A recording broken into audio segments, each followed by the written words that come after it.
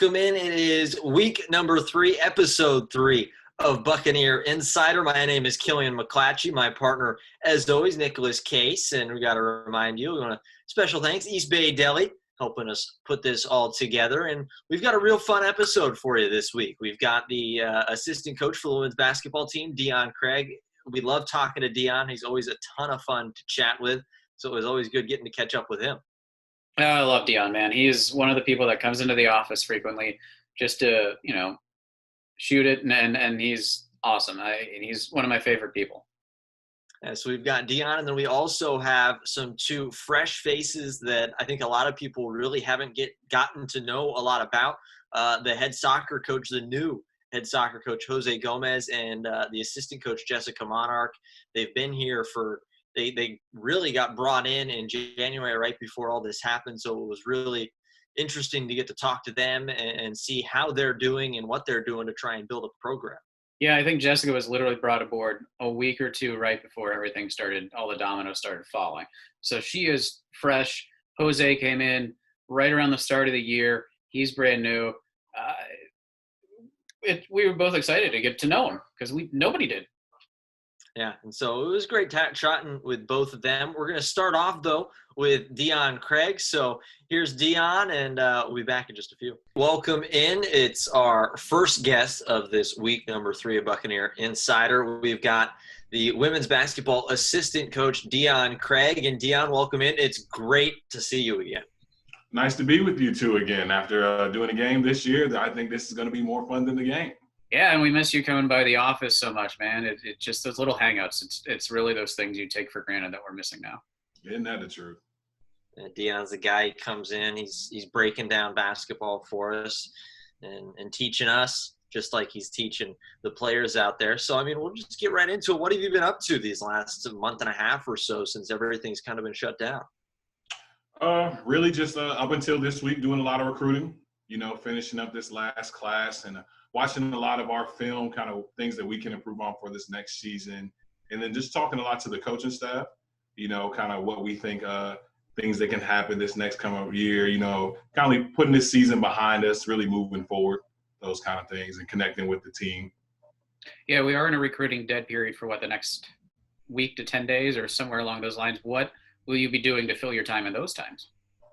The good thing about it right now, especially in the women's basketball community, there's a lot of information being shared, a lot of Zoom calls happening, and a good bit of it is for free with a lot of just different opportunities out there to learn more and grow, trying to boost our social media presence, on the team, different things like that, trying to come up with creative ideas to not only, just create some buzz around the team, but kind of keep myself going too, learn new tricks. That's kind of been the key to this is figuring out what we're doing on a day-to-day basis. So it's good to hear that. It's really neat to hear that the coaching community is all banding together to make sure you guys are all in the same boat too. It's pretty good. It's pretty special. Yeah, and so you're mentioning kind of the different aspects of what you're taking care of, and that was kind of something that I wanted to bring up is with a basketball program, there are fewer coaches and fewer staff members as compared to, say, a football team, and the responsibilities are obviously different. So what does your job as an assistant kind of just full circle encapsulate? Pretty much on a day-to-day, trying to take some responsibilities off Coach Applin. So pretty much every day we're recruiting, whether it's the next class or 2 classes, we're always reaching out to some coaches, getting in contact with some players, always watching film. In season, it's a lot more watching film and more individual workouts with our team. Usually in the summertime, we'd be doing a lot of camps right now. So again, reaching out to high school coaches, trying to get some talent that, we would like to see on campus. That also goes with growing our program's brand and just kind of getting our name out there. But I think taking a different approach this summer, what are some things that I guess I didn't think about that I can look at, as far as going back and maybe charting our team's deflection, something that we didn't do this past year. Just different things like that to where, our thinking outside the box, I think, can make us better when we get back, when we come out of this pandemic. Yeah, how in what ways have you had to think outside the box? What at this point in your off season is different? Just communication with the players. sometimes I feel like we may be overdoing it sometimes, because Coach Brad likes to bring up, if it was in season, we don't know if we'd see them if they'd be coming by the office so much, Here we are initiating this call once a week, just to make sure they're all right. And I think, they're at that point too where, they've been home for a good minute. They're missing being back and getting on the court a little bit too. But I think that's the biggest thing, getting meaningful conversations out of them. And so that's something that's kind of how you guys have handled. How are the players kind of just reacting to everything, and how are they taking it? Because that's something it's kind of varied from team to team. We've talked to a couple coaches already in these last couple weeks, and there's some players that have seemed like they've been handling it pretty well and taking care of themselves, and others that have kind of gotten a little bit down on themselves. How's your guys' team been handling it? I think they're handling it good. I think it differs from player to player. Now, I think more of our introverts our introverts are doing better than our extroverts right now, not really being around anybody. But I think they're handling it well. The move to class online, I don't think was a big deal for them. But I think the biggest thing is just, making sure at the time them keeping contact with their professors and us about any issues that can come up. Really making that big. Like if there's issues, no matter how big or small, reach out to us, let us know so we can maybe get some traction on it and maybe fix it. So kind of one of the things is just kind of your path. I mean, you played through high school, you played through college a little bit, and then you ultimately ended up being a practice squad player for Western Kentucky University. And what kind of got you into coaching, and what kind of pushed you to go in the direction that you are? Well, like you said, I was on the team in college, but I never got the opportunity. I didn't play a lot, and that's fine. But I guess I started realizing that, I enjoyed the game from a different aspect, being on the bench, hearing my coaches strategize, or, when I was coming up, or a freshman, sophomore year in junior college, hey, coach, maybe check out this lob play here or there. And he's coming down to me, hey, Deon, that's a good idea. We weren't thinking of that. Or just things like that where I started to see, okay, I'm following this game in a different way than my teammates are. I'm thinking about it in a different way that's kind of still making me happy without playing. So that's where it all started. And then just having coaches who, while they didn't play me, they still kind of fostered that within me. Never really tried to shut me up or sit me down. Now, they let me know, hey, Deon, you're still a player. You need to take a step back.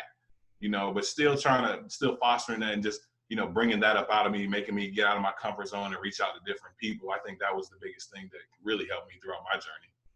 Is there any moment in your coaching career that sticks out as your favorite? It can be a moment with a player. It can be a moment in a game. It can be a win. Is there something that really sticks out so far that sticks with you and is as that reminder of why you do this? I think last year our team had been through a lot. We had some players who had some deaths in their family, and we were able to really put together a really good stretch at the end of last season. We really started playing ball at the right moment in February and going into March and making the semifinals running. While it wasn't the finals, and I think we still could have done better, those players really banded together and really, put it all on the line like we hadn't seen before. They kind of started this, not quitting. We got down. We had so many fourth quarter leads, but they were still kind of chipping away. We still got better. And just to see that team, those group of seniors really come together and really we should have made something happen, but still take that next step, for our program, I think was huge. And that was really special to me. Yeah, last season's team, it was a little bit of a rougher season, but it was a really young team. I think that was something that we saw game in and game out, and there was improvement throughout the season. What are you kind of expecting and hoping for next season as that young class tries to take that next step? I guess the biggest thing that we've all learned is experience trumps all. And while this year was rough, they got experience that, that not a lot of freshmen get to have. And time again, our starting point guard, Shemaya Lake, she opened up her season starting against Florida State University, who at the time was number 12 in the country, lost in the ACC championship. That's, play in North Carolina, who had a decent season this year. We really got the chance to play some really good talent, and our girls every time really step up to the challenge. I was talking to, Tyra Wright the other day on when did it really click for you when, to start getting to a point where, she had a stretch this year where she led us in scoring and rebounding. She said, I just came every day and I just, I just tried to get better. I tried to be the best version of me I can be. And for a freshman to say that after the season that wasn't as we all hope, but moving into this year gives you a lot of hope. And okay, you're starting to figure it out a little bit. That's a good sign right now, especially going through all this. You could positive within that. You could see as the season progressed, those building blocks being built in real time, and it was encouraging. And I'd say to you guys after a game, even like that was rough, but you can tell they're putting it together. You can tell, and it just felt like they were a couple pieces away. And I know you added a transfer. Can you tell me about her? Yes. So two right now. We got one who Jemiah Rogers, who we signed out of Walter State this year. She's 5'9" forward, definitely versatile in some aspects, but she's physical. She brings scoring, average about 13.6 rebounds a game from junior college. So that kind of production, she's the type of piece where you can put her in and she'll just fit.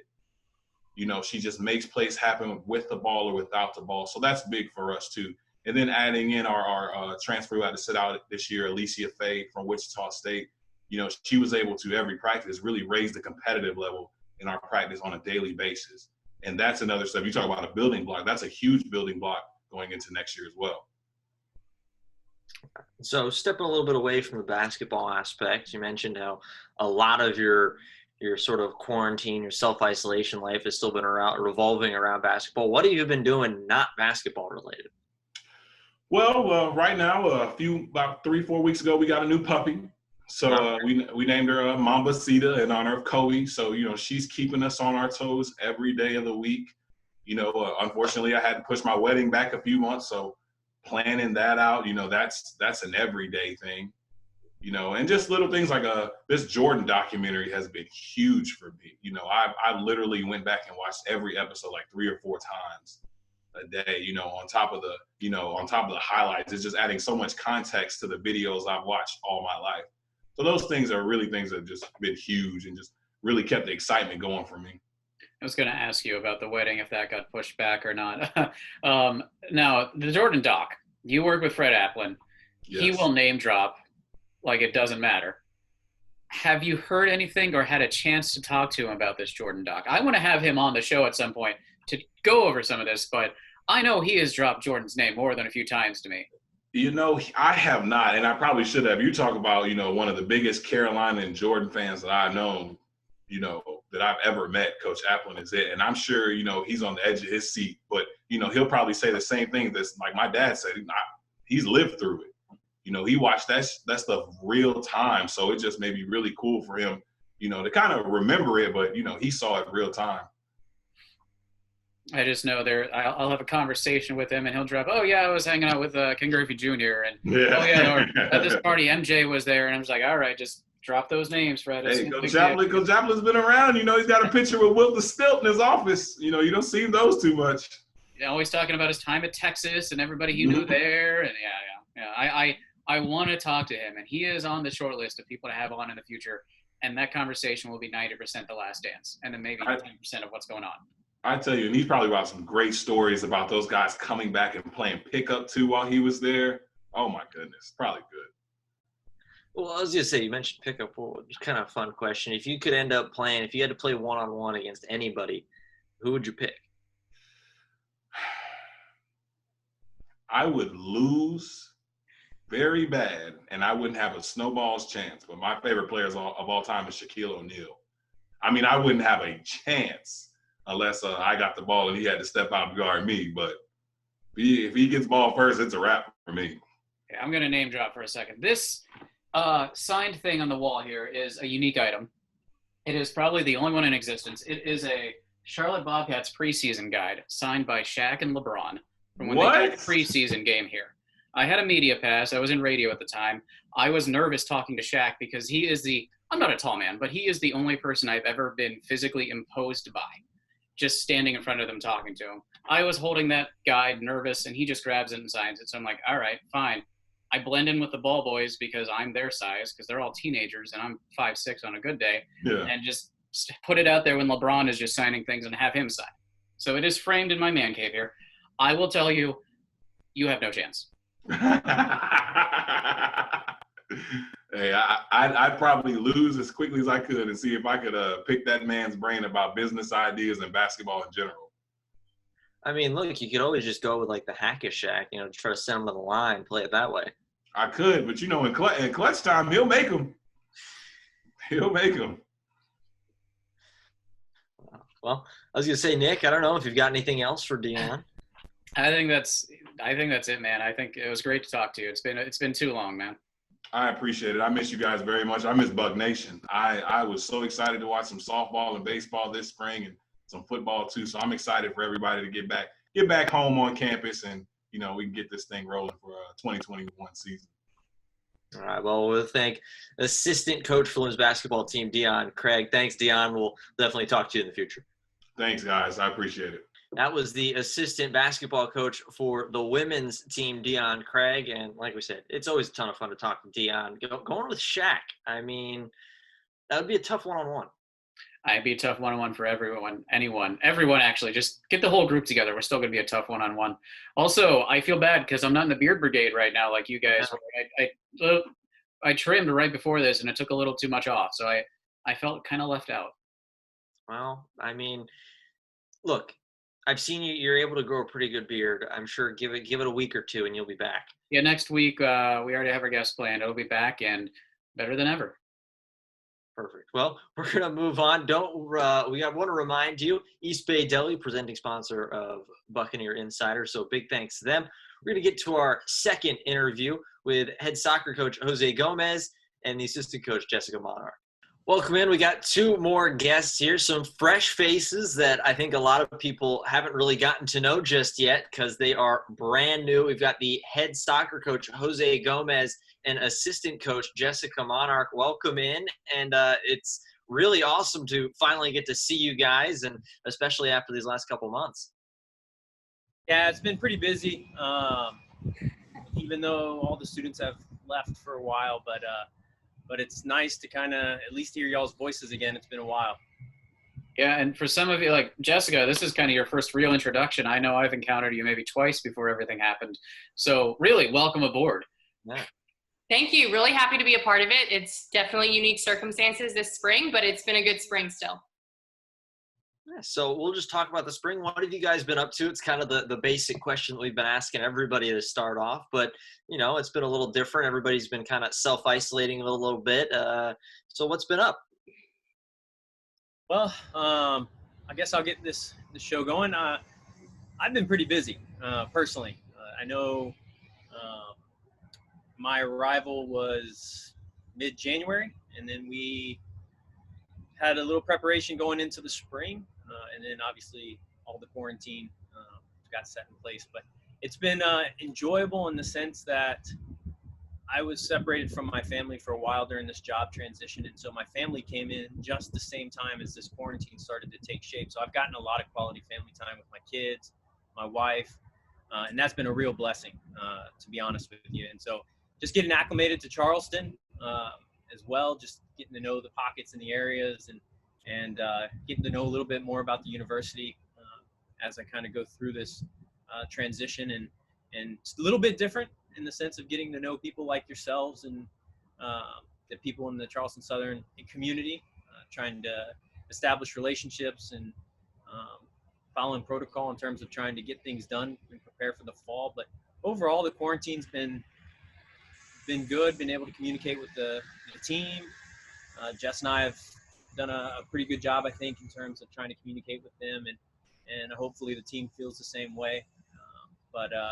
Yeah, between family time, obviously coaching, and then just managing 3 kids at home full time is also definitely some work, but it's also a huge blessing. How about you, Jessica? How have you been? Good. It has been a little bit quieter around where I am, but it's been good and appreciating some downtime. And like Jose said, we've still been busy and able to communicate and do a lot with the players, and not as much as we would have liked, but I think we've made the most of it. And so it's still been a good spring as far as keeping busy and being able to connect with the players and get a little bit more acclimated to Charleston and the community here. I think, Jessica, you had kind of some luck in this, in that you just moved here and you got to move in and actually get some time to settle in, whereas you probably would not have that opportunity. Is that have you second guessed where you put everything in your new place yet or not? No, not too much. But like you said, it was perfect timing. I'm really, really grateful. And have definitely been able to make the most of it. And, Charleston, as quiet as it's been in the area, I've still really enjoyed getting to settle in. And I'm really thankful for the timing that I got up here and the timing that I have had with the program so far, even if it has been a little bit more virtual than we ever would have expected. And so something that really a big question for both of you, it's always difficult being new coaches, and especially for Jose being that head coach, the new guy, trying to get to know your players, get to know the program, and really establish that culture that you want to try and lay the foundation for. And you really have only had about a month and a half, 2 months to really get yourself going before all this happened. How do you think it was going for you at the start, and what have you guys been trying to do to keep building on that? I'll kind of touch on the establishing part, and I'll let Jessica chime in here as we try to continue it. Really, I feel like a lot of the challenge has to do with the players themselves. They're going through a tremendous amount of change. So am I, but I've been in this position before, and so I kind of have a good feel about how it goes. Obviously, there's going to be some things that are unexpected, but for the players themselves, I know it's been the first time that this kind of has occurred for them in terms of a transition. And so trying to understand the new demands, the new expectations, albeit they're just probably different than what they're used to. And I think that is a challenge that is welcomed by some that feel maybe it's a kind of trying to get a feel of it, and then some that might be just like, I don't know. And so I think the players themselves probably have the biggest transition in this whole process, just because of the expectations that I might have that differ from the previous staff, and thought that it went well for the 5 weeks that we were here. Building relationships for me is key. Establishing good communication lines between the coaching staff and the players, and just kind of getting an understanding of who they are, and what they want to do and what their passion is, and just trying to establish that open relationship and those open lines of communication to where they feel that they can kind of express themselves on the soccer field, and it's an opportunity to come out and kind of get away from academics, the social life, and come out here and enjoy the time to get better as a soccer player and grow in their faith at the end of the day. And for me, that's important in this culture that we're trying to establish, is a growth in every area that they can as young ladies. And I think for them to maximize their talents and their abilities will look different for each one of them. But at the same time, that's what we're called. And I think if they're able to maximize their strengths, they'll excel in whatever they choose to end up doing past CSU and be a great representation of the university. Yeah, I think just to touch on a couple things that Jose said, this is something that's new for everybody. And so as much as it's, been an interesting semester for us as a new staff, I think it's new for the players too, and they're not used to this. And so I think every little thing that we do really goes a long way, and just really communicating what we're about and what our intentions are for the program and for the girls, and for their future as well. And so I think it's an interesting time just to really dial in on that and really connect with them on that even though this is different for everybody, that's something that's common for all of us. And so I think that's been good, especially relationships are a massive piece of any culture. And so it's certainly interesting to build relationships this way and not just try to maintain them. But I think we've tried to be really intentional and communicate to the players that, may not be a perfect semester. It may not have gone how we expected, but these are the things we're about, and these are the ways that we're going to pursue those things, despite the things we can't control this spring. And I think we've been able to really try to make the most of all of those factors that we can control and that we can be intentional with the players about. Something I kind of like to ask, because everybody across the board is approaching this differently. As far as continuing training in the off season, do you guys feel you're at kind of an advantage? Because, it's easy to juggle a soccer ball. It's easy to get your cardio in. Is there some way that you guys feel like you have an advantage over other sports in terms of keeping your players in like a game shape? I don't know if I would say an advantage personally. I think a lot of the responsibility will fall on their willingness to get outside and take ownership of maintaining the level that they left here in. We can only do so much in terms of providing information, and obviously with NCAA guidelines and what we can and can't do. Those are some things that we're all bound by. And so, with that being said, I mean, I don't know if we have an advantage. I left here wanting to train more, and I think that's how the team possibly felt as well. And unfortunately, it just didn't happen just because of the situation. And obviously, that is a situation that everybody's in. And so, yeah, I mean, from my perspective, I don't know how advantageous it was for us per se. Yeah, have you guys kind of laid out kind of like a training regimen or program or just kind of guidelines that you want the players to kind of follow? Go ahead, Jessica. You got this one. Yeah, I think we, this is an interesting time that the girls are all in different circumstances back home.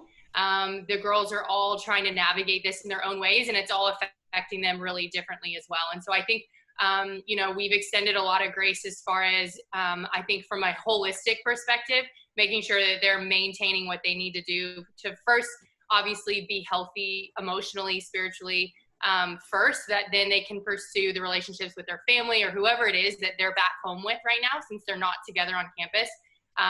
And then from there, obviously, do what they need to do in the classroom. So I think those have really been our highest priorities. But I mean, of course, we're trying to, especially for the ones that, they are in a place where they're trying to use this as an opportunity to get better and to maintain what they already have built on this spring. We've definitely seen a lot of them show initiative in that area. And so, I think we're really trying to treat every player individually where they're at, and provide them with resources, but also at the same time, try to make sure that they are in a good place in every other aspect of their lives as well. But certainly the physical training and that piece of it has been something that we've been able to, communicate with them on and help them out in, if it's something they're trying to pursue.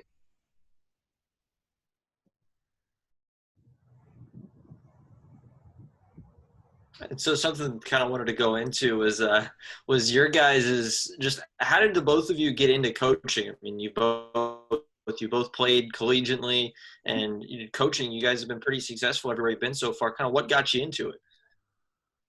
It's a funny question. It's easy in the sense that as a player, you were really passionate about the game, and so I was really passionate as a player. I loved the game. I loved the sport. I loved the idea of competing. I hated losing. And so for me, it kind of spilled over into academics, and then obviously going through school and obtaining a degree, and then just kind of moving on to the professional world. And then after my professional career, having the opportunity present itself, and thought that was something that I would definitely want to pursue after my playing career. I didn't think of it coming as soon as it did in regards to 5 years, but it was a great opportunity, and I was really fortunate to be hired down in South Florida. And so being a head coach at, I don't know, I guess I was 25, seems like a long time ago, but 25, for PBA, and it was great experience. And to be honest with you, it was just another extension of the game that I had to learn and grow. That was very different as a player, but that sense of passion and love for the sport was something that was very evident, along with my sincere enjoyment of business as well. And I think it allows me to kind of exercise both, in the sense of managing an operating budget and dealing with numbers and how to crunch things and how to make things work, essentially. And so kind of best of two of both worlds, and fit for me in regards to moving into coaching and dealing with a program itself. And so I've just been really blessed at the locations that I've been able to experience time as a coach. And so, it's been a good run so far. Yeah, I think it was really similar for me as far as being a collegiate player. I loved the game. I was passionate about it. I loved competing.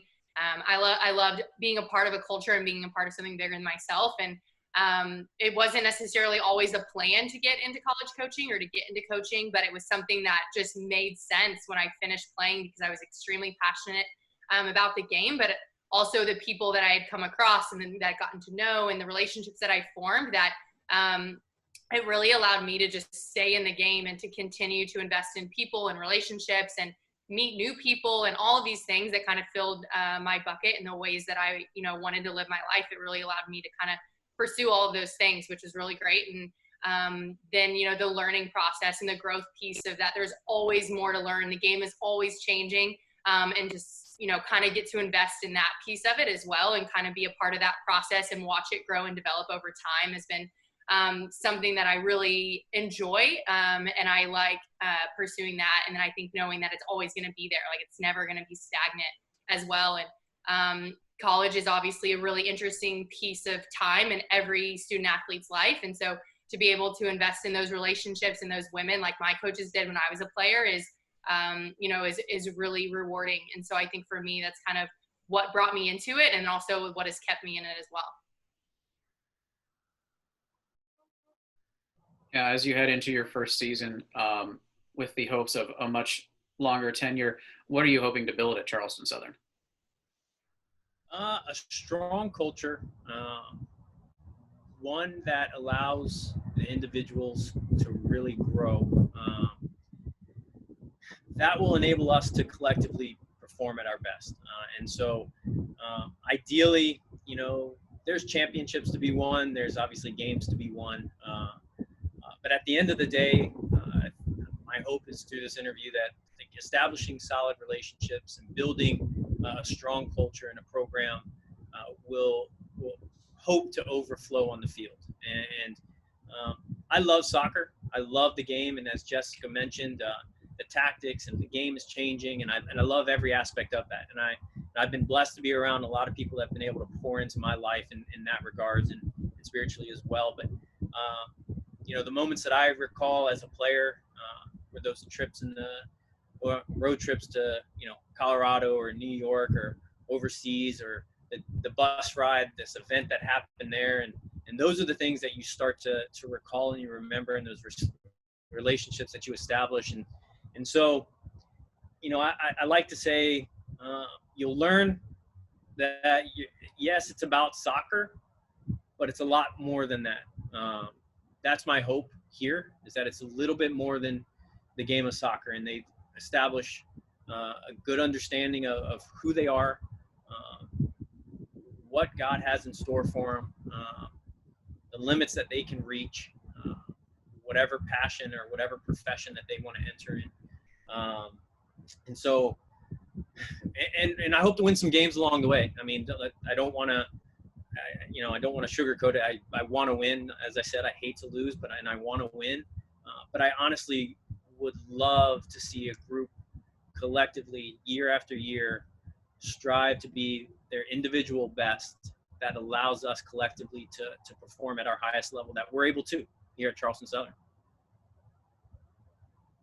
All right, so a little bit kind of getting away from the pitch. What would we find either Jessica or Jose doing? I mean, I know a lot of your guys' life is soccer and being around the team and getting everything going. Jose mentioned how busy you've been, but what do you kind of do to get away from it all?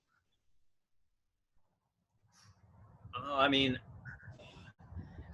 I'm still in school, so that has taken a bulk of my time, along with obviously managing a program here and making sure that we're communicating well with the team and getting things situated for the fall.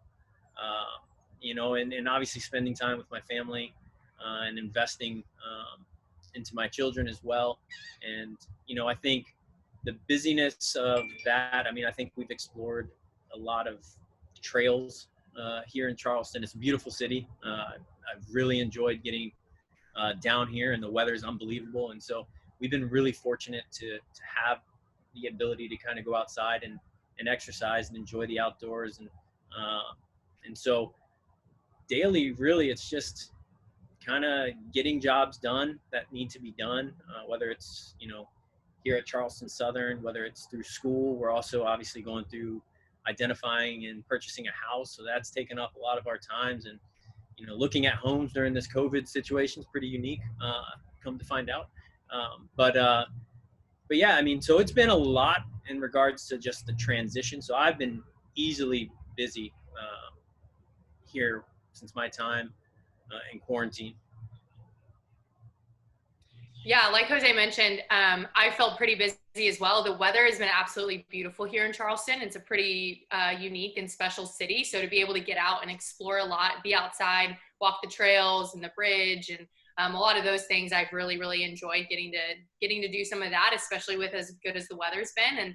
And it's also been a very unique time to connect with old friends and people that, this is affecting the whole world. And so we're kind of all on the same schedule in a sense. And so I think that's been something that has been unique coming out of it. And then the opportunity, I'm not in school, so, to have a lot of energy to pour into different learning opportunities and professional development and leadership resources that are really out there and available right now.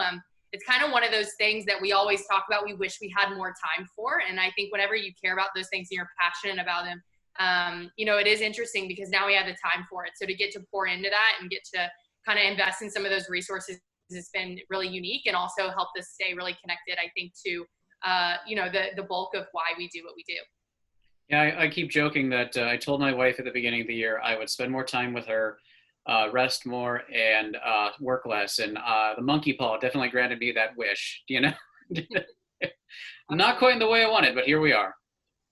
But we're all making the best of it, and I think that's really all that you can do. And I think that's amazing that almost everyone we've talked to is handling it about as well as they could and finding ways to enrich themselves and not just sitting around and, stewing in it.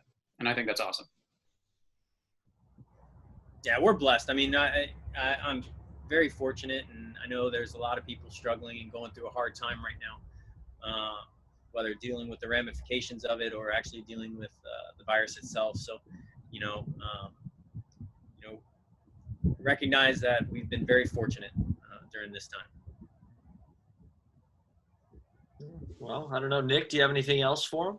No, thank you guys for sitting down and spending some time with us. It's good to see everyone again, especially, Jessica, because it's, I saw you once and said hi, I think, and that's the extent of it. So nice to actually talk, but glad you guys are doing well. We hope to see you guys on campus soon. That was Jose Gomez and Jessica Monarch, part of the soccer team, the fresh faces on campus, and really it was great getting to talk with them, get to know them a little bit better, and really kind of get to know the direction that they want to push this program in. I mean, I think you give this team a couple seasons. I mean, they're going to be really dangerous the way that they're trending, I think.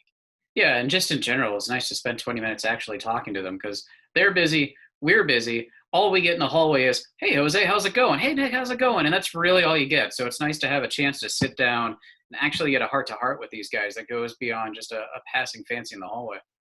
That certainly is.